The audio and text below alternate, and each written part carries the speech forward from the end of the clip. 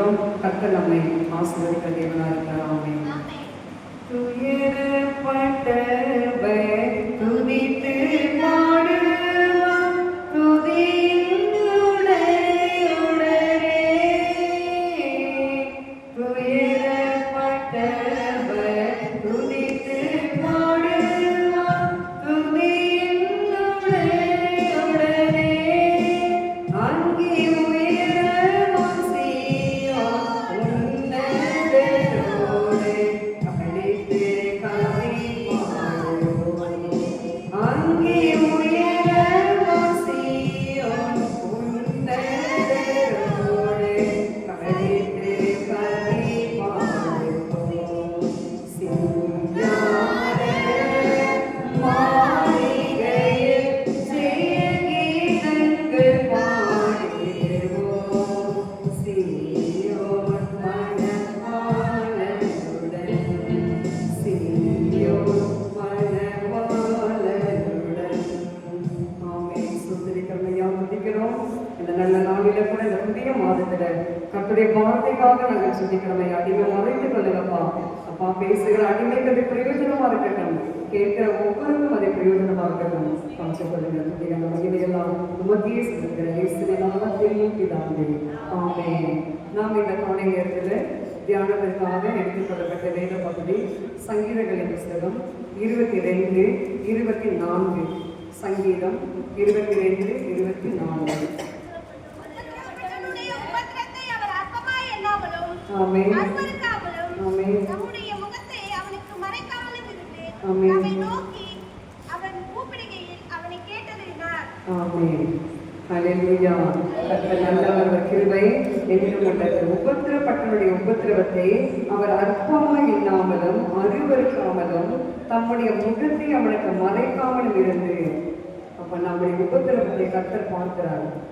நாம் படுகிற உபத்திரவத்தை கர்த்தர் என்ன செய்வதில்லை, அற்பமாய் எண்ணுகிறதில்லை. யோபு உபத்திரப்பட்டார். யோபு உபத்திரப்பட்ட பொழுது உன்னுடைய நண்பர்கள் எல்லாம் ஏசினார்கள், கேலி செய்தார்கள், கிண்டல் பண்ணினார்கள். தேவனுக்கு விரோதமாய் நீ பாவம் செய்திருக்கிறார், அதனால நீ எல்லாத்தையும் அறிக்கையிடு. உன் பிள்ளைகள் பாவம் செய்திருக்கிறார்கள், உங்கள் பிள்ளைகள் பாவ நிவர்த்தி செய் என்று சொல்லியெல்லாம் யோபுவை குறித்த நண்பர்கள் பேசினார்கள். அப்போது கூட யோபு எதுவும் பேசாதபடி, அப்படியாக கர்த்தர் என் வாழ்க்கையில இந்த உபத்திரவத்தை அனுமதித்திருக்கிறார், அதனால கர்த்தர் நிச்சயமாக இந்த உபத்திரவத்தை மாற்றுவார் என்று சொல்லி நம்பிக்கையோடு இருந்தார். இன்னைக்கு நாம கூட இந்த காலை வழியில உபத்திரவப்பட்டிருக்கலாம். 5 மாதங்கள் எத்தனையோ உபத்திரவப்பட்டிருக்கலாம். உபத்திரவம் என்றால் சிறுமைப்பட்டிருக்கலாம். அந்த உபத்திரவத்தை மனிதர்கள் அற்பமாய் நினைக்கலாம். இவங்க என்ன பாவம் செஞ்சாலும் அதனால்தான்.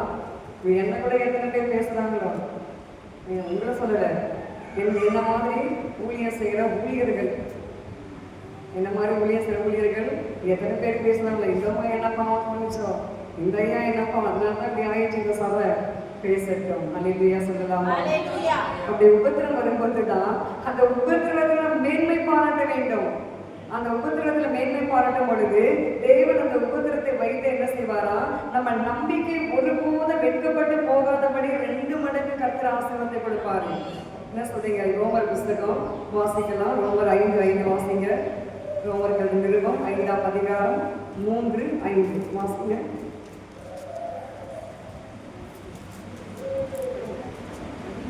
அது மாத்திரமல்ல, உபத்திரவம் பொறுமையும், பொறுமை பரீட்சையையும், பரீட்சை நம்பிக்கையையும் உண்டாக்குகிறது என்று நாங்கள் அறிந்து, மேலும் நமக்கு அருளப்பட்ட பரிசுத்த ஆவியினாலே தேவ அன்பு நம்முடைய இருதயங்களில் ஊற்றப்பட்டிருக்கிறபடியால் அந்த நம்பிக்கை நம்மை வெட்கப்படுத்தாது.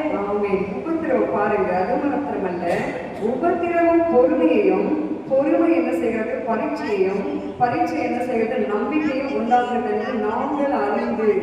அப்போஸ்தலனாகிய பவுல் பார்த்தீங்கன்னா ஒரு நல்ல ஒரு தேவ மனிதர். அவர் ஆரம்ப நாட்களில கிறிஸ்தவர்களுக்கு நிறைய உபத்திரம் கொடுத்தாரு. உங்களுக்கு தெரியும் இல்லையா, வேதத்தில் இருக்கிறது. கிறிஸ்தவர்களாலே பிடிக்காது. இதையும் அப்போஸ்தலனாகிய பவுல் கிறிஸ்தவர், ஆனாலும் இயேசுதான் மேசியா என்று சொல்லி நம்பிக்கை இல்லாத கிறிஸ்தவர். நாம என்ன சொல்றோம்? இயேசு கிறிஸ்து தான் மேசியா என்று சொல்லி நம்புகிறோம். ஆனால் அவர் அப்படி கிடையாது. இயேசு இல்லை, இவர் கிடையாது இயேசு, இனிமேல் வரப்போற அவர் தான் இயேசு என்று சொல்லி அப்படியா இருக்கிற ஒரு கிறிஸ்தவர். அப்படி இருக்கிற பட்சத்துல கிறிஸ்தவர்கள் இயேசுவை மேசியா என்று ஆராதிக்கிற கிறிஸ்தவர்களை மிகவும் உபத்திரப்படுத்தினார். அந்த உபத்திரவத்தை வைத்து கர்த்தர் என்ன செய்தாரு? அந்த பாத்திரத்தை தான் அநேக கிறிஸ்தவர்களுக்கு ஒரு மாதிரியாக கர்த்தர் அப்போஸ்தலனாகிய பவுலை மாற்றினார். ஹல்லேலூயா சொல்லலாமா? இன்னைக்கு நம் வாழ்க்கையில கூட உபத்திரம் வருகிறதா?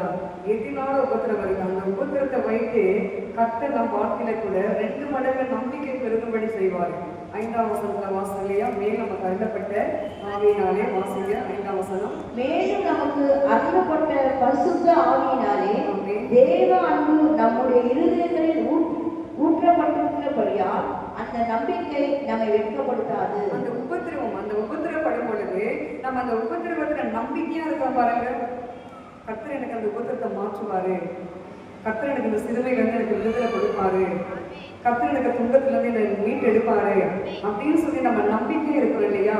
அந்த நம்பிக்கையானது என்ன செய்யாது சொல்லுங்க? நம்மை வெட்கப்படுத்தாது. ஆமென் சொல்லலாமா? ஒரு நாள் வெட்கப்படுத்தாது. நம்ம நம்பி இருக்கோம், நம்ம கர்த்தரையே நம்பி இருக்கோம், நம்ம அவரே தான் நம்பி இருக்கிறோம் இல்லையா? அப்போ நமக்கு செய்வாரு. நமக்கு என்னது தேவையோ அதனால தான் என்ன சொல்றது வேணும்? கேளுங்கள் உங்களுக்கு கொடுக்கப்படும். கேட்கணும். என்ன சொல்லுங்க? கேட்டுட்டே இருக்கணும். அப்பா எனக்கு தாங்க, அப்பா எனக்கு தாங்க, அப்பா எனக்கு கொடுங்க, என் பிள்ளைகளுக்கு நல்ல சுகத்தை கொடுங்க, என் குடும்பத்தை ஆசீர்வதிங்க, என் குடும்பத்தில் நன்மைகள் பெருகட்டும், என் குடும்பத்தில் இருக்கிற பிரச்சனைகள் மறையட்டும், என் போராட்டங்கள் மறையட்டும், இல்லை என் தேசம் ஆசீர்வாதமா இருக்கட்டும் என்று சொல்லி நம்ம என்ன செய்ய வேண்டும்? கேட்டுக்கொண்டே இருக்க வேண்டும். அதனாலதான் கேளுங்கள் தரப்படும். இன்னைக்கு நம்ம உபத்திரப்பட்டது நல்லது. தாவீது ராஜா சொல்லும் பொழுது, நான் உபத்திரப்பட்டது நல்லது, அதனால் நான் இந்த பிரமாணங்களை கற்றுக்கொண்டேன்.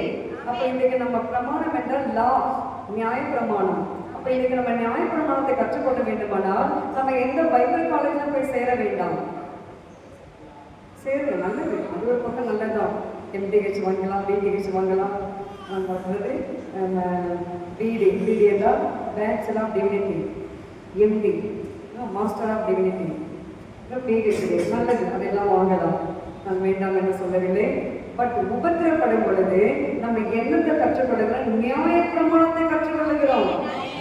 அந்த உபத்திரம் வரும்போதுதான் தேவ சமூகத்துல ஓடி போய் உட்கார்ந்து ஜெபிக்க முடியும். எல்லாரும் இல்லை, உண்மையான கிறிஸ்தவர்கள். நம்மளே சொல்லாமா? எல்லாரும் பண்ணுவாங்களா? இல்லைங்க, இந்த கடவுள் எனக்கு வேண்டாம்ப்பா, நான் வந்த நாளில் எனக்கு ஒரே கஷ்டமா இருக்கு, எனக்கு ஒரே உபத்திரமா இருக்கு, எனக்கு ஒரே போராட்டமா இருக்கு, எனக்கு ஒரு பிரச்சனையா இருக்கு, எனக்கு வேண்டவே வேண்டாம் என்று பாதியிலே ஓடி விடுவார்கள். உண்மையுள்ள கிறிஸ்தவர் என்ன செய்வார்கள்? உபத்திரம் வரும் பொழுது கர்த்தரை நோக்கி பார்ப்பார்கள். ஹல்லேலூயா சொல்லலாமா? அப்படி நோக்கி பார்க்கும் பொழுது அந்த உபத்திரத்தை தான் கர்த்தர் அற்பமாய் எண்ண மாட்டார். மனுஷன் அற்பமாய் எண்ணுவான், மனுஷன் குத்தி காட்டுவான். இந்த தம்பி பாவம் பண்ணிட்டாரு, இந்த அக்கா பாவம் பண்ணிடுச்சு, இந்த அண்ணன் பாவம் பண்ணிட்டாரு, இந்த அங்கிள் இந்த ஆன்டி பாவம் பண்ணிட்டாங்க, அதுக்காக தான் இந்த குடும்பத்துல இவ்வளவு பெரிய சாமி ஏதேதோ ஒன்று சொல்லிக் கொண்டிருப்பார்கள். ஆனால் தேவன் அப்படி அல்ல. நம் உபத்திரவத்தை என்ன செய்ய மாட்டார் சொல்லுங்கள்? அற்பமா இல்ல மாட்டாரு. ஹல்லேலூயா சொல்லலாமா? அந்த உபத்திரத்துக்கு பதிலாக நமக்கு நம்பிக்கையை கொடுப்பாரு. நம் நம்பிக்கையோடு இருப்போம். கர்த்தர் எனக்கு நிச்சயமா செய்வாரு. யோகு மாதிரி ஒரு எக்ஸாம்பிள் இந்த வேதத்துல யாருமே கிடையாது. என்ன சொல்றீங்க? யோகு தான் பெஸ்ட் எக்ஸாம்பிள். எல்லாத்துக்குமே நீங்க பாருங்க, எவ்வளவு உபத்திரம் வந்து பிள்ளைங்கள்லாம் மறைத்து விட்டார்கள், வேலைக்காரர்கள்லாம் போய்விட்டார்கள், ஆடு மாடுகளெல்லாம் போய்விட்டது, கடைசியாக மனைவி வராங்க. அப்போ கூட ஒரு சோதனையோ சகோதரே மக்கள் நந்தியப்பா ராஜா மக்க சோதரப்பான்னு சோதரம் பண்ணியிருக்கிறாரு. அப்ப மனைவி என்ன சொல்றாங்க? இன்னும் நீ உத்தமத்தில் உண்மையா இருக்கிற, இன்னும் அந்த கடமை நம்புறியா? உனக்கு இது இல்லை, அது என்ன திப்பிச்சோ, உனக்கு அறிவில்லை திப்பிச்சோ, அது என்ன திப்பிச்சோ உனக்கு தெரியாது. இப்போ வேதத்தில் அது போடப்படவில்லை. இன்னொரு உத்தமத்தில் உண்மை இருக்கே, அந்த தேவன் என்ன பண்ணேன்? தூஷித்து உன் ஜீவனை விடு. அப்போ கூட பாருங்க, யோகு வேண்டிய கர்த்தர், உண்மையான கர்த்தர். நம்ம பைத்தியக்காரி பேசுற மாதிரி பேசாத. அப்போ கூட அவரு அறிவு கட்டவளே திட்டலை. நம்மளால தான் என்ன செய்வோம்? அறிவு கட்டவளே, அவங்களுக்கு அறிவில்லை. நம்ம தேவனுக்கு எவ்வளவு நன்மை பெற்றிருக்கிறோம், நம்ம நன்மை பெற்று நம்ம அவரை குறை சொல்லாம நம்ம திட்டி இருப்போம். ஆனா யோகு அப்படி சொல்ல, பைத்தியக்காரி பேசுவது போல பேசாத. இல்லை, அது எடுத்து வாசிங்க. தேவனுக்கு நன்மை பெற்றனா தீமை பெற வேண்டாமா அப்படின்னு சொல்லி 10. அதற்கு அவன், நீ பைத்தியக்காரி பேசுவது போல பேசுகிறாய். தேவன் கையிலே நன்மையை பெற்ற நாம் தீமையையும் பெற வேண்டாமோ என்றார். இவைகள் எல்லாவற்றிலும் யோபு தன் முதல்களினால் பாவம் செய்யவில்லை. பார்த்தீங்களா, இவை எல்லாவற்றிலும் தேவன் என்ன செய்யவில்லையா? தன் உதடுகளினால பாவம் செய்யவில்லை. அப்ப உபத்திரம் வரும் பொழுது நாம் கூட என்ன செய்யக்கூடாது? பாவம் செய்யக்கூடாது. உபத்திரம் வருது நல்லதுதான். அந்த உபத்திரப்படும் போதெல்லாம் தேவனை நோக்கி பார்த்து பார்த்து செபிக்கலாம். வியாதி வருதான் சோதனம், விக்கனம் வருதான் சோதனம், விளவினம் வருதான் சோதனம். என்ன சிஸ்டர், வியாதி வந்தா சோதனை சொல்லுங்க. ஒரு ஐயா பாடுறாருல, என்ன பாட்டு? அந்த பாட்டு தான் கேட்டுட்டே இருந்தேன் இந்த செய்தி தியானிக்கும் போது. அது எந்த புக்லையுமே கிடையாது. சொத்திரம் பண்ண இன்னும் போச்சு, துதிச்சு பாடின இந்த திரு போச்சு. சொத்திரம் பண்ண இன்னும் போச்சு, துதிச்சு பாடின இந்த திரு போச்சு. அல்லேலூயா அல்லேலூயா நான் ஆடி பாடுவேன். அல்லேலூயா அல்லேலூயா நான் ஆடி பாடுவேன். சொத்திரம் பண்ண இன்னும் போச்சு. ஆமென். பாடின இந்த திரு போச்சு. தேவனே என்று நான் சொன்னதினால தேவைகள் தெரியுமா பாட்டு? நல்ல அருமையான பாடு. தேவனே என்று சொன்னதினால நம் தேவைகள் எல்லாம் கர்த்தர் சந்தித்தாரோ. உங்களுக்கு தேவைகள் வரும்போது தேவனே போது ஜெபம், வேற என்ன செய்யாதீங்க. உங்களுக்கு என்ன தேவையோ என்ன சொல்லுங்க? தேவனே. ஒரு குரல் மாத்திர தேவனை மாத்திர நீங்க கூப்பிடுங்க. உபத்திரம் வரும் பொழுது எங்கேயும் போகாது. உபத்திரப்படுத்துறாங்க பார்த்தீங்கன்னா, அவங்கள கூட நீங்க திட்டாதீங்க. அவங்களை கூட திட்டாம நீங்க ஜெபித்து பாருங்க. அந்த உபத்திரவத்துல தேவன் உங்களுக்கு நன்மையை வைத்திருக்கிறாரு. அல்லேலூயா சொல்லலாமா? ஜஸ்டின் குழந்தை அடிப்பட்ட ஒண்ணு நான் ரொம்ப பாடிட்டேன். ரொம்ப பயமாயிடுச்சு. கைக்கெல்லாம் எனக்கு நடுக்க ஆரம்பிக்கிட்டது. அப்போ நான் ஜெபிச்சுட்டு இருக்கும்போது நம்ம சிஸ்டர் ஃபோன் பண்ணி, அவனுக்கு இந்த 5 வயசு தடுப்பூசி போட்டீங்களா அப்படின்னு சொல்லி கேட்டாங்க. அப்போ போடலை, ரோசிக்காக போடலை. அவன் தான் பண்ணாங்க, போடணும்னு நினச்சிட்டே இருந்தோம், போடவே இல்லை. அப்படியே நாங்கள் மறந்துட்டோம். அப்போ பாருங்க, அந்த உபத்திரவத்தில் நான் நினச்சி கர்த்தருக்கு நன்றி சொன்னேன். அந்த உபத்திரவத்தில் தேவன் ஒரு நன்மையை செஞ்சாரு. அந்த பிள்ளைக்கு 5 வயசுல போட வேண்டிய தடுப்பூசியை அந்த நாளில அந்த தையல் போடும்போது அந்த ஊசியை கர்த்தர் போடும்படி கர்த்தர் உதவி செஞ்சாரு. பேரண்ட்ஸ் நினைச்சாங்கன்னா எனக்கு தெரியாது. நான் கர்த்தர் நன்றியோடு சொல்றேன். அம்மா இருக்கிறீங்களா? கவிதா சிஸ்டர் இருக்கிறீங்களா? உண்மையா? ஜஸ்டின் இருக்கிறாரு. உண்மைதானே தம்பி? இல்லை, அந்த உபத்திரம் வரும்போது நமக்கு கஷ்டம் இருந்திருக்கும், மனசு வேதனையா இருந்துச்சு. ஐயோ இப்படி ஆகிவிட்டதே என்று. பட் அந்த உபத்திரத்துல பாருங்க, தேவன் ஒரு நன்மையை செஞ்சாரு. இல்லைன்னா இந்த தடுப்பூசி போடாம நாம மறந்தே போய் நான் என் பிள்ளைங்களுக்கு நான் போடணும். 10 வயசு பாப்பாவுக்கு நான் போடவே இல்லை. அதையும் நான் மறந்தே போயிட்டேன். ரோசிகள் போடல. அது ஒரு நாளைக்கு நாங்கள் இப்போ என்ன செய்ய வேண்டும்? அதை நாங்கள் போட வேண்டும். கர்த்தர் நல்ல ஒரு கிருபை என்று உள்ளது. அப்போ நம் வாழ்க்கையில ஒரு உபத்திரம் வரும் பொழுது அது தேவன் வந்து நன்மையாக தான் மாற்றுவாரு. ஆரம்பத்தில் அது நமக்கு கஷ்டமா இருக்கும். ஆரம்பத்தில் அது நமக்கு ரொம்ப கர்த்தர் மேல கோமாவே இருக்கும். நான் கூட ஸ்டார்டிங்ல கர்த்தர் மேல ரொம்ப கோமாவே இருக்கேன். எவ்வளோ சமம் பண்ணேன், எவ்வளோ கரெக்டாக ஜெயிச்சு, எவ்வளோ வாங்கியதை சொன்னோம், எவ்வளோ ஃபாஸ்டிங் எடுத்தேன். 40 நாள் ஃபாஸ்டிங். என்னால் முடியாத நேரத்தில் கூட நான் தேவனுக்காக எடுத்தேன். அதெல்லாம் தேவனுக்காக நான் கற்றுக்கேன். எனக்கு எடுத்தேன் அப்படின்னு இல்லை இல்லை அவங்க இதுக்காக சபைக்காக இந்த கத்தருக்காக நம்ம யாருமே என்ன செய்யல. ஃபாஸ்டிங் நம்ம சொல்ற போது என்ன சொல்றோம்? நான் கரெக்டாக உங்களுக்காக தான் ஃபாஸ்டிங் எடுத்தேன் அப்படின்றோம். கத்தருக்காக நம்ம எடுக்கிறோம் இல்லை, நம்முடைய பர்பஸ்க்காக நம்முடைய தேவைகளுக்காக நம்ம உபவாசம் எடுக்கிறோம். ஆனா சொல்லும் பொழுது என்ன சொல்றோம்? நான் கர்த்தருக்காக நான் உபவாசம் எடுக்கிறேன் அப்படின்னு நம்ம சொல்றோம். அப்ப உபத்திரம் வரும்போது பாருங்க, தேவன் ஒரு நன்மையை நமக்கு ஆயத்தப்படுத்தி வைக்கிறாரு. பைத்தியக்காரே என்று யோக மனைவி யோக பார்த்து சொல்லிட்டாரு. சொன்ன பிறகு அவர் ஜெபிச்சிருப்பாரு. ஐயோ என் மனைவி நான் பைத்தியக்காரன் சொல்லிட்டேனே, தேவனே என் உபத்திரத்துக்கு பதிலாக எனக்கு நம்பிக்கையோ நான் ஜெபிச்சுட்டு இருக்கிறப்பா, எனக்கு 2 மடங்கு நீங்க கொடுங்க, நான் இழந்து போனதெல்லாம் திரும்ப கொடுங்க என்று அவர் தொடர்ந்து ஜெபித்து கொண்ட ஜெபத்தை கர்த்தர் கேட்டுதான் 42ஆம் அதிகாரம் யோபு புஸ்தகத்துல வாசிக்கலாம். வாசி பாருங்க, 42ஆம் அதிகாரம். அப்ப அந்த உபத்திரவத்தை தேவன் அற்பமா எண்ணல. அதற்கு பதிலாக யாரெல்லாம் யோப ஏசினார்களோ அவங்க நண்பர்கள் வந்து அவனுக்கு வந்து வெகுமதி கொடுத்துட்டு போறாங்க. வாசிங்க அந்த வசனத்தை, 11ஆம் வசனம். அப்பொழுது அவருடைய எல்லா சகோதரரும் சகோதரிகளும் அவனுக்கு அறிமுகமான அனைவரும் அவனிடத்தில் வந்து அவன் வீட்டிலே அவனோடே போஜனம் பண்ணி கர்த்தர் அவன் மேல் வரப்பண்ணின சகல தீங்கி நிமித்தம் அவனுக்காக அங்கலாய்த்து அவனுக்கு ஆறுதல் சொல்லி அவரவர் ஒவ்வொரு தங்க காசையும் அவரவர் ஒவ்வொரு பொன் ஆபரணத்தையும் அவனுக்கு கொடுத்தார்கள். பார்த்தீங்களா? அப்பொழுது அவருடைய எல்லா சகோதரரும் சகோதரிகளும், யோபன் மாத்திரம்தான் வேதத்துல சொல்லி இருக்கு, ஆனா அவருக்கு சகோதர சகோதரிகள் நிறைய பேர் இருந்திருக்காங்க. அவங்க எல்லாமே யோபு பார்த்து திட்டிருக்காங்க. திட்டிட்டு அவங்க நண்பர்கள் எல்லாம் திட்டினாலும் கடைசி அவங்க என்ன செய்யறாங்க, சகோதரிகளிடம் முன் அவனுக்கு அறிமுகமான அனைவரும் யாரெல்லாம் யோபுக்கு தெரிஞ்சதோ அவங்க அத்தனை பேரும் வந்து என்ன பண்றாங்க, அவனோட போஜனம் பண்றாங்க. அதற்கு முன்னாடி அவனுடைய சரீரத்தை பார்த்து அருவருத்தாங்க. ஏன் அருவருத்தாங்க என்றால் அவனுக்கு தலையிலிருந்து உச்சங்கால் வரைக்கும் பருக்கள், கட்டிகள், துர்நாற்றம், சதையெல்லாம் தின்று விட்டது. சதையே இல்லை, சொரிய கூட சதை இல்லை. நம்ம வீட்டில் போய் அதெல்லாம் வாசித்து பாருங்களேன், சதை கூட இல்லை. அப்படி இருக்கிற பட்சத்துல அவங்க நண்பர்கள், அவங்க சகோதர சகோதரிகள், அனைத்து உறவினர்கள் எல்லாருமே என்ன செஞ்சாங்க, ஒரு மாதிரி அருவருத்தார்கள். அப்படி இருக்கும்போது இன்றைக்கு பாருங்க, யோபு 10ஆம் வசனத்தை வாசித்து பாருங்க. 42:10 வாசிங்க. யோபு தன் சிநேகிதனுக்காக வேண்டுதல் செய்த போது கர்த்தர் அவன் சிறையிருப்பை மாற்றினார். அப்போதும் யோபு என்ன செஞ்சாரு, சகோதரிகள் சகோதரர்கள் நண்பர்கள் எல்லாருமே அவன் பக்கமாக வந்து போஜனம் பண்ண வேண்டுமானால் அவன் செய்த ஒரு காரியம் என்னவென்றால் தன் சிநேகிதருக்காக அவர் வேண்டுதல் செய்தார். அப்படி வேண்டுதல் செய்யும் பொழுது என்ன நடந்துச்சு, கர்த்தர் யோபின் சிறையிருப்பை மாற்றினார். அந்த மாற்றின பிறகுதான் அந்த பருக்கள் எல்லாம் போனது, அவன் சருமங்கள் எல்லாம் அழகாக மாறிவிட்டது.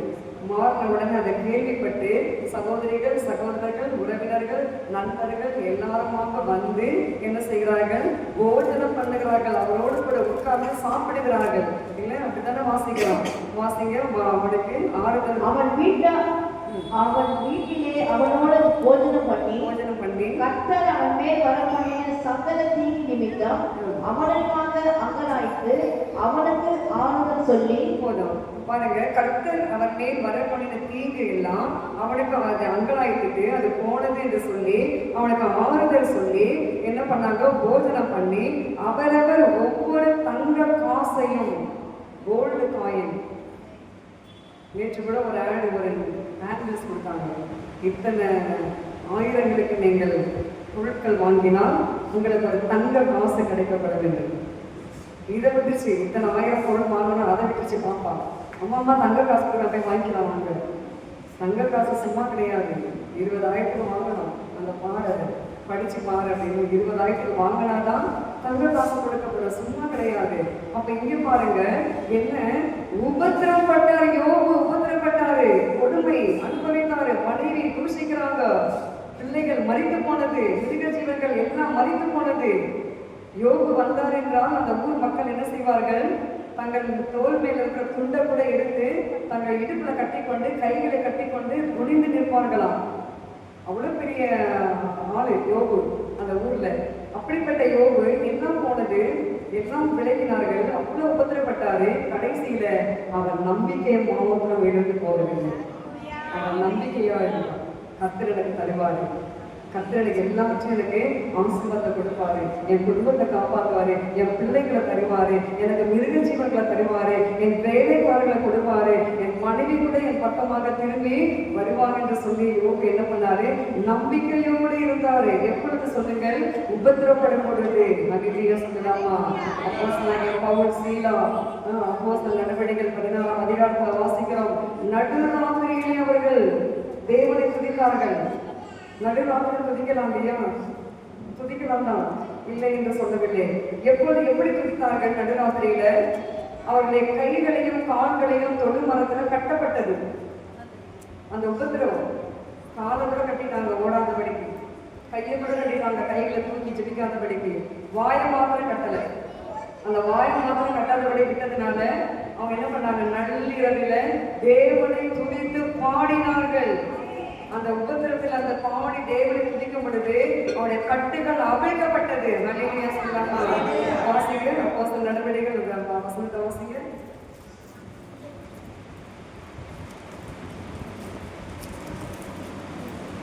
சடுதியிலே சிறைச்சாலையின் அஸ்திபாரம் அசையும்படியாக. நம்ம 16ஆம் அதிகாரம் 25ஆம் வசனம். எல்லாரும் எடுங்க. அப்போஸ்தலர் நடவடிக்கைகள் 16ஆம் அதிகாரம் 25ஆம் வசனம். நடுராத்திரியிலே பவுலும் சீலாவும் ஜெபம் பண்ணி தேவனை துதித்து பாடினார்கள். காவலில் வைக்கப்பட்டிருந்தவர்கள் அதை கேட்டுக் கொண்டிருந்தார்கள். சடுதியிலே சிறைச்சாலையின் அஸ்திபாரங்கள் அசையும்படியாக பூமி மிகவும் அதிர்ந்தது. உடனே கதவுகள் எல்லாம் திறவுண்டது.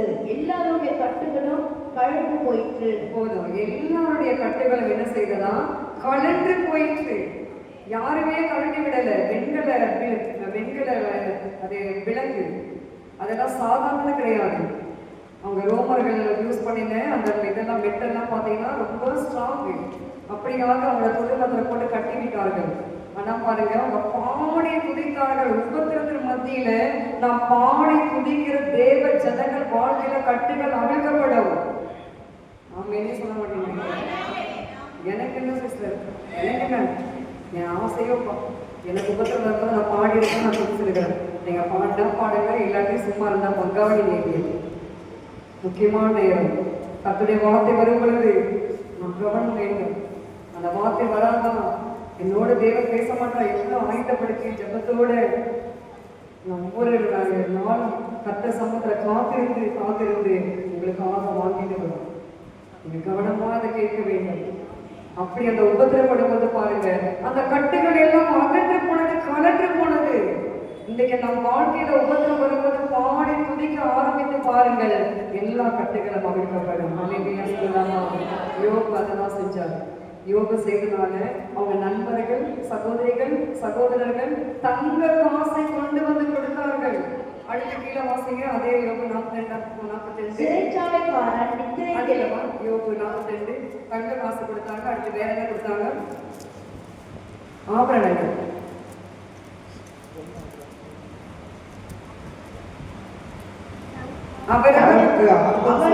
ஒவ்வொரு தங்க காசையும் ஒவ்வொரு பொன் ஆவணத்தையும் அவனுக்கு கொடுத்தார்கள். எத்தனை சகோதரர் எத்தனை சகோதரிகள் தெரியாது அந்த நாட்களில. வேதத்துல அதை வந்து குறிப்பிடல. ஆனாலும் பாருங்க, அவரவர்கள் நண்பர்கள், உறவினர்கள், சகோதரர்கள் என்ன செய்தார்களா? அவரவர்கள் ஒவ்வொரு தங்க காசும், ஒவ்வொரு ஆபரணம், பொண்ணு. என்ன சொல்றீங்க? இப்ப இருக்கிற பொண்ணெல்லாம் அந்த காலத்துல சுத்தமான பொண்ணு.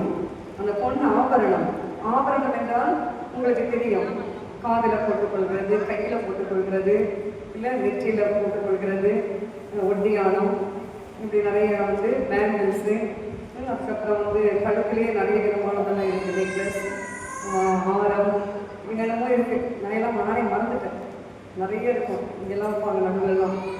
அடுத்து ஜடையில கூட வந்து பின்னுவாங்க. பார்த்தீங்கன்னா குஞ்சம் என்று சொல்லுவாங்க. அதெல்லாம் கூட கோல்டில் இருக்கும்.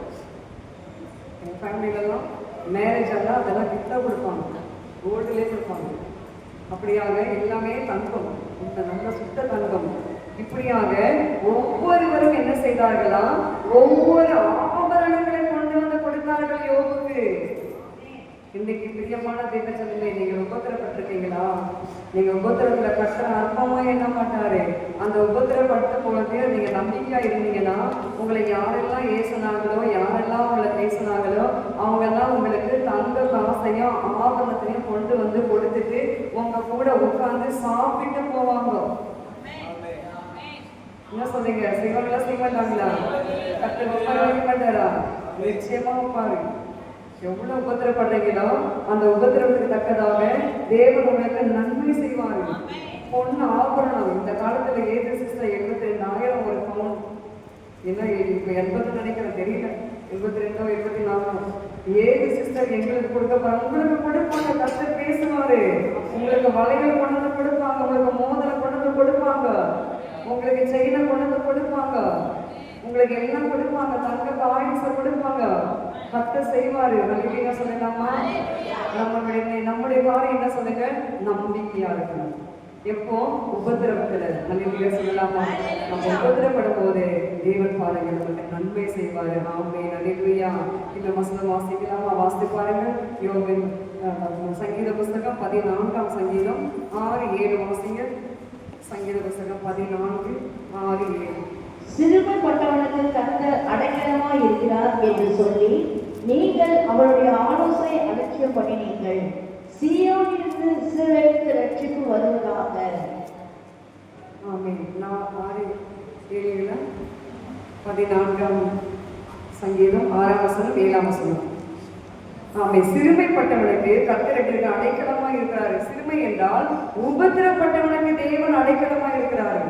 முதலாவது நம்ம என்ன பார்த்தோம்? நன்மை செய்வாரு, இழந்து போனதெல்லாம் கொடுப்பாரு. அடுத்தபடி பார்த்து பாருங்க, உபத்திரப்பட்டவனுக்கு அடைக்கலமா இருப்பார், பாதுகாப்பு கொடுப்பாரு, ஷெல்டர். அவர் தான் நமக்கு ரெஃப்யூஜ். நீங்க சங்கீத 91 சங்கீதம் வாசித்து பாருங்க. உன்னதமானவரின் மறைவில் இருக்கிறவன் சர்வ வல்லவரின் நிழலில் தங்குவான். அப்ப நமக்கு தேவன் நமக்கு அடைக்கலமா இருக்கிறாரு, அவர் நமக்கு புகலிடமா இருக்கிறாரு. எப்போ சொல்லுங்க? உபத்திரப்படும் பொழுது. அந்த உபத்திரவத்தில் நம்ம கர்த்தர் பக்கமாக நெருங்கி நெருங்கி நெருங்கி நாம் ஜெபிக்கும் பொழுது கர்த்தர் நமக்கு எப்படி இருக்கிறாரா? அடைக்கலமா இருக்கிறார். அது மாத்திரமல்ல, சீயோனில் இருந்து இஸ்ரவேலுக்கு ரட்சிப்பு வருவதாக கர்த்தர் தம்முடைய ஜனத்தின் சிறையிருப்பை திருப்பும் போது யாக்கோபுக்கு களிப்பும் இஸ்ரவேலுக்கு மகிழ்ச்சியும் உண்டாகும். அப்ப நம்ம சிறையிருப்பை கர்த்தர் திருப்பும் பொழுது நம்முடைய வாழ்க்கையில என்ன பண்ணாங்க சொல்லுங்க? மகிழ்ச்சி, களிப்பு உண்டாகும், ஹாப்பியா இருக்கும், ரொம்ப சந்தோஷமா இருக்கும். என்ன செஞ்சா நீங்க ரொம்ப சந்தோஷமா இருக்கீங்க அப்படின்னு நம்மளை பார்த்து கேட்கிற அளவுக்கு கர்த்தர் வைத்துடுவாரு. என் உபத்திரமெல்லாம் மறந்துச்சுங்க. நான் உபத்திரம் மறந்துச்சுதான். என்ன பண்ணீங்க? நான் சோதனை பண்ணேன். என்ன பண்ணேன்?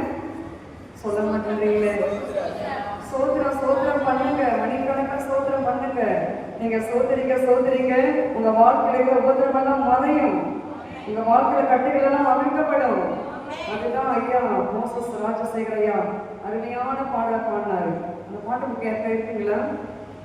நல்லவரே என்று சொன்னதால நன்மை பெருகி போயிடுச்சுங்களாம். நீங்க சோதரம் சொல்ல தேவனேன்னு சொல்லுங்க, தேவைகள் எல்லாம் கர்த்தர் கொடுத்துருவாரு. நல்லவரேன்னு சொல்லி பாருங்களேன், உங்க வாழ்க்கையில நன்மைகள் பெருகும். ஆமையே சொல்ல மாட்டேங்கிறீங்களே. பின்னாடி இருக்கிறவங்களா நல்லா கேக்குதுங்களா நான் பேசுறது? அப்ப நீங்க என்ன சொல்லணும்? கர்த்தரை பார்த்து நல்லவரே சொல்றீங்களா? நீங்க சொல்லி பாருங்க பிரியமான தேவ ஜனமே.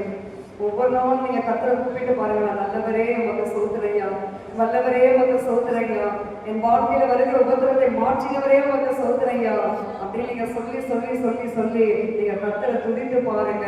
உங்க வாழ்க்கையில பெரிய பெரிய அற்புதங்களை கர்த்தரை நீங்க காண முடியும். கர்த்தர் நல்லவர், அவர் கிருபை என்றும் உள்ளது. ஹல்லேலூயா. இன்னொரு வசனத்தை கூட நாம் வாசிக்கலாம். வாசிங்க. 27 சங்கீதம் 9 27:9. உமது முகத்தை எனக்கு மறையாதேயும், நீ கோபத்துடன் உமது அடியனை விலக்கி போடாதேயும். நீரே எனக்கு சகாயர், என் ரட்சிப்பின் தேவனே, என்னை நெகிழ விடாமலும் என்னை கைவிடாமலும் இரும். ஆமென். உபத்திரம் வரும் பொழுது நாம் ஜெபிக்க வேண்டிய ஒரு ஜெபம், உமது முகத்தை எனக்கு மறைக்காதீங்கப்பா. உங்க முகத்தை எனக்கு மறைச்சிட்டுன்னா நான் எங்க போவேன்? நான் எங்க ஓடுவேன்? இயேசு கிறிஸ்து சிலுவையில் அறைகிறதுக்கு முன்னாடி பிதாவாகிய தேவனை நோக்கி கூப்பிடுறாரு. என்ன சொன்னாரு? என் தேவனே, என் தேவனே, ஏன் என்னை கைவிட்டு? உமது முகத்தை எனக்கு மறைக்காதீங்க. இன்னைக்கு நாம் கூட உபத்திரத்தின் வழியாக நீங்க கடந்து போயிருக்கும் பொழுது கர்த்தருடைய சமூகத்தை அழுது செபிக்க, என் தேவனே, என் நேசரே, ஏன்பா உங்க முகத்தை எனக்கு மறைச்சிங்க? உங்க முகத்தை எனக்கு மறைக்காதீங்க. நான் கூட கேட்பேன். ஒரு பாடல் உண்டு, பழைய பாடல். உமது முகத்தை எனக்கு மறையாதேயும் கர்த்தாவே, உமது முகத்தை எனக்கு மறையாதேயும் கர்த்தாவே,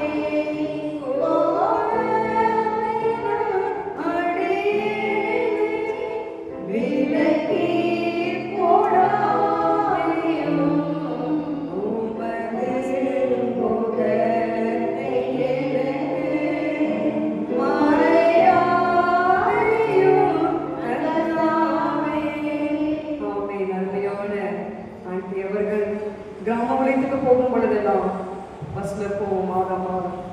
அப்போது ஏறின முதற்கொண்டு அந்த ஊர்ல இறங்குற வரைக்கும் பாடுகிற ஒரே கோரஸ் தான். ஆதி விசுவாசிகள் தெரியும். ஜெபகுமாரி சிஸ்டர் தெரியும் நினைக்கிறேன். சுதா சிஸ்டர் வந்தாங்களா தெரியல. ராஜாத்தி அம்மாவுக்கு தெரியும். பழைய விசுவாசிகள் செல்லம்மாவுக்கு தெரியும். ஆண்டி அந்த பாடலை அருமையாக பாடிட்டே அந்த பஸ்ஸில் ஏறி உட்கார்ந்து அந்த ஊருக்கு இறங்குற வரைக்கும் அந்த பாடலை பாடிட்டே வருவாங்க. அந்த முகத்தை எனக்கு மறைக்காதீங்க. இன்னைக்கு நம்ம கேட்கலாமா? உபத்திரம் வரும் பொழுது நம்ம முறுமுறுக்கக்கூடாது. உபத்திரம் வரும்போது நம்ம கோபப்படக்கூடாது. உபத்திரம் வரும் பொழுது நம்ம பாத்திரம் வரக்கூடாது. ஹல்லேலூயா சொல்லலாமா? வரும், இல்லை என்று சொல்லவில்லை. வந்தாலும் ஜெயம் எடுக்க வேண்டும்.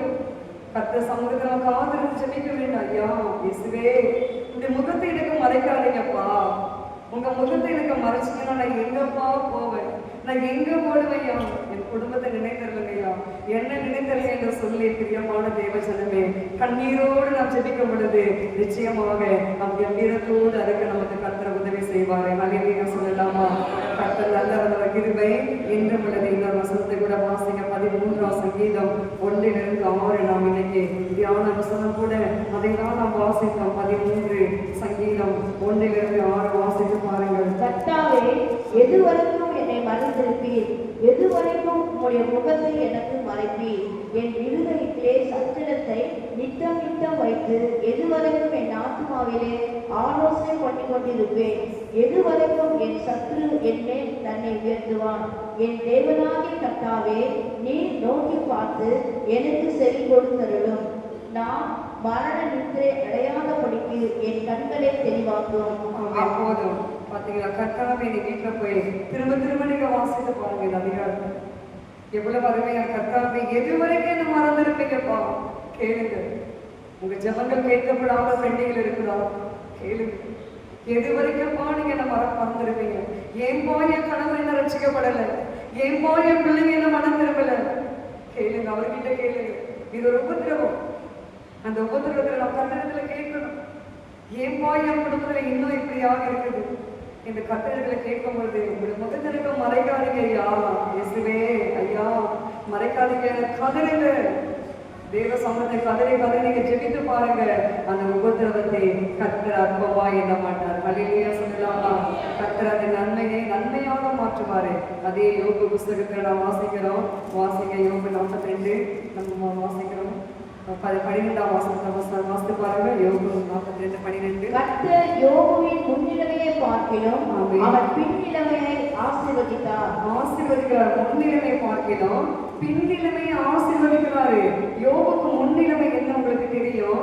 அவனுக்கு மிருக ஜீவன்கள் 3000, 500, 1000 வேலைக்காரர்கள், வேலைக்காரிகள், பிள்ளைகள் எல்லாம் இருந்தார்கள். அது வந்து முன்னிலைமை. அதனுடைய பின்னிலைமை கர்த்தர் ஆசீர்வதிச்சு என்ன செய்யறாரு பாருங்க, வாசிங்க. 14,000 ஆடுகளும் 6,000 ஒட்டகங்களும். 14,000 ஆடுகள்னா 7,000 ஆடுகள் முன்னிலைமை. அதனுடைய பின்னிலைமை என்ன சொல்லுங்க? 14,000 14,000 ஆடுகள். நமக்கு 2 ஆடு கட்டி வைக்கிறதுக்கே இடம் இல்லை. இல்ல 14,000 ஆடு கட்டி வைக்கணும்னா ஒரு ஊரையே வந்து வாங்கி அந்த ஊர்ல தான் அந்த ஆடுகளை கட்டி வைக்க வேண்டும். அடுத்து 6,000 ஒட்டகங்களும். 6,000 ஒட்டகங்கள். ஒட்டகம் எவ்வளவு பெருசு! அந்த ஒட்டகத்தெல்லாம் அடைப்பதற்கு கொட்டகை வேணும் இல்லையா? ஷெட்டு அது போடணும் இல்லைங்களா? அதெல்லாம் எங்க வைப்பாங்க? யோசித்து பாருங்க. அப்ப எத்தனை எவ்வளவு ஆசீர்வாதம்! அடுத்து 1000 ஏர்களும். 1000 ஏர்கள். ஏர்கள் என்றால் ஒரு ஏருக்கு 2 மாடு. தம்பி அப்படி தானப்பா? அப்ப 1000 ஏருன்னா எத்தனை மாடுகள்? 2000 மாடுகள். அப்பா 2000 மாடுக்கு இங்கிருந்து அகரம் வரைக்கும் ஒரு பெரிய கொட்டகப்படாட பத்தாது. அப்படிதானே? அவ்வளோ பெருசு போடணும். அதுக்கெல்லாம் யார் தீவனம் வைக்கிறது? யார் அதுக்கெல்லாம் தண்ணி வைக்கிறது? யார் அதுக்கெல்லாம் வைக்கோல் போட்டு எல்லாம் பண்றது? இதெல்லாம் நான் தியானம் பண்ணி பார்த்தேன். எவ்வளவு பெரிய ஆசீர்வாதம் யோக பக்தர்கள. ஏன் சொல்லுங்க, எதுக்கு அந்த மாதிரி ஆசீர்வாதம் வந்துச்சு? உபத்திரவத்தில் அவர் முறுமுறுக்காமல் நம்பிக்கையா இருந்தாரு. என் தேவன் எனக்கு தரப்போறாரு. தேவனே முகத்தை எவ்வளவு ஜெபம் பண்ணியிருப்பாரு. என் முகத்தை மறைக்காதீங்கப்பா. என் நண்பரெல்லாம் என்னை ஏசுறாங்கப்பா. என் மனைவி கூட என்னை திட்டுறாப்பா. நீ எவ்வளவோ ஜெபிச்சிருப்பாரு. எவ்வளவோ கண்ணீர் வடிச்சிருப்பாரு. அந்த கண்ணீரை எல்லாம் கர்த்தர் அற்பமா எண்ணவில்லை. அதற்கு பதிலாக என்ன பண்ணாரு? பின்னிலுமே கர்த்தர் ஆசீர்வதித்தாரு. இன்னைக்கு தேவ ஜனமே நம்ம என்ன காரணத்துக்காக நம்ம கண்ணீர் வடித்து நம்ம ஜெபித்துக் கொண்டிருக்கிறோமோ அந்த கண்ணீருக்கு தேவன் அற்பமா நினைக்க மாட்டாரு. அதற்கு பதிலாக முன்னிலைமை பார்த்து பின்னிலைமையை அதிகமாய் கர்த்தர் ஆசீர்வதிப்பாரு. அல்லேலூயா சொல்லலாமா? எனக்கு கர்த்தர் வந்து கர்த்தர் டாக்டர் வந்து என்ன வேதத்தை வந்து ரொம்ப நேரம் படிக்கக்கூடாதுன்னு சொல்லிட்டாரு. ரொம்ப நேரம் படித்தா இந்த கழுத்து நரம்பெல்லாம் வந்து தலை சுற்றும், இப்படியெல்லாம் பார்க்க முடியாது. அப்போ நான் சொன்னேன், எங்கள் தொழிலே அதுதான் சாப்பிடுங்க. எனக்கு தெரியாத மேடம், நான் சொல்லிட்டேன் அப்படின்னாலும் நீங்கள் வந்து அந்த கழுத்தில் வந்து போட்டு பார்க்குறேன் வெல்ஃபி, அது வேணால் நீங்கள் போட்டுக்கிட்டு அப்படி இருக்க. யாரெல்லாம் வந்தாங்கன்னா தலையே ஆட்டக்கூடாது. யாராவது உங்ககிட்ட ப்ரேயர் பண்ணாங்கன்னா பேசும்போது நீங்கள் என்ன பண்ணக்கூடாது, தலையே ஆட்டக்கூடாதுன்னாரு. தலையே ஆட்டாம நான் பார்த்து விசுவாசியை பேசுறது அப்படியே ஜடம் மாதிரி கேட்டிருந்தா என்ன நினைப்பாங்க? இன்னும் இந்த மாசமா நம்ம கஷ்டத்தை சொல்றோம், இந்த மூன்று இருக்கு பாரு, தலையே கூட ஆட்டமாட்டாங்க. சொல்லுவாங்க சொல்ல மாட்டாங்களா? மனசு நினைக்க மாட்டாங்களா? அப்போ நான் ஜோம் பண்ண அப்பா இதெல்லாம் சரிப்பட்டுக்கிறாரு, எனக்கு இதெல்லாம் வேண்டாம். பெல்ட்டு கொஞ்ச நாள் போட்டால் தூக்கி போட்டேன். நான் பைபிள் படிக்கணும், நான் தலையெல்லாம் ஆட்டணும், வேலை செய்யணும், நான் வந்து ஹார்ட் ஒர்க் பண்ணணும், எனக்கு வந்து கொடுங்கன்னு சொல்லி தேவன்கிட்ட ஜெபிக்கும் பொழுது பாருங்க, முன்னிலைமை பார்க்கணும், பின்னிலைமையை கர்த்தர் எனக்கு பலப்படுத்தி வைத்திருக்கிறார். அல்லேலூயா சொல்லலாமா? இன்னைக்கு நம்ம வாழ்க்கையில டாக்டர் சொல்லிட்டாங்க, முடியாது, நிற்கக்கூடாது, நின்று வேலை செய்யக்கூடாது, உட்கார்ந்து வேலை செய்யக்கூடாது, நடந்து வேலை என்னத்தையாவது டாக்டர் சொல்லிட்டு போட்டோம். அதை பத்தி நமக்கு கவலை இல்லை. நம்முடைய டாக்டர் என்ன சொல்றாரு? நம்முடைய டாக்டர் நமக்கு என்ன சொல்றாரு சொல்லுங்க? நான் உனக்கு பரிகாரியா இருக்கிற மகனே, மகளே, நான் உனக்கு ரண வைத்தியரா இருக்கிறேன், நீ ஏன் பயப்படுற? நான் உனக்கு துணை இருக்கிறேன், நான் உன்னை சுகப்படுத்துறேன், நான் உனக்கு உன் காயங்களை கட்டுறேன், நான் உனக்கு ஆரோக்கியத்தை கொடுக்குறேன் அப்படின்னு நம்மோடு கூட இருந்து அந்த உபத்திரவத்துல கர்த்தர் நமக்கு நன்மை செய்வாரு. அல்லேலூயா சொல்லலாமா? அடுத்து 1000 கழுதைகள். அடுத்து வாசிங்க. 1000 கழுதைகள்.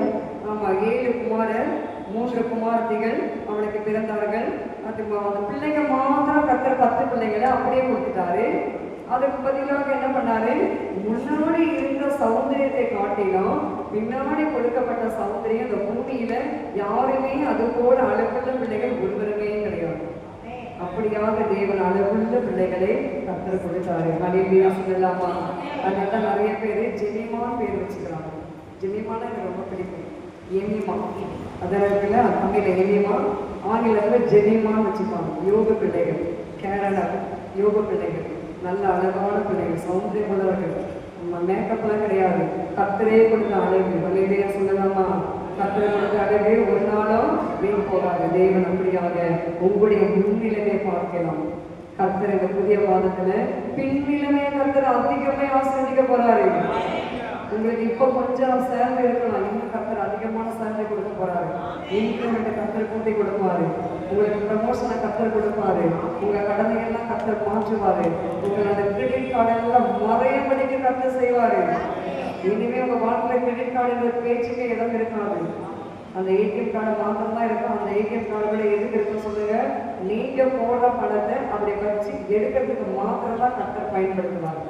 மற்றபடி இன்னொருத்த கொடுக்கிற அந்த கிரெடிட் கார்டை வாங்கி நம்ம அதை கடன்ல மாட்டிக்கொள்ளாதபடி கர்த்தர் அதிலிருந்து நம்ம என்ன செய்ய போறா சொல்லுங்க? விலகி நம்மளை பாதுகாக்க போறாரு.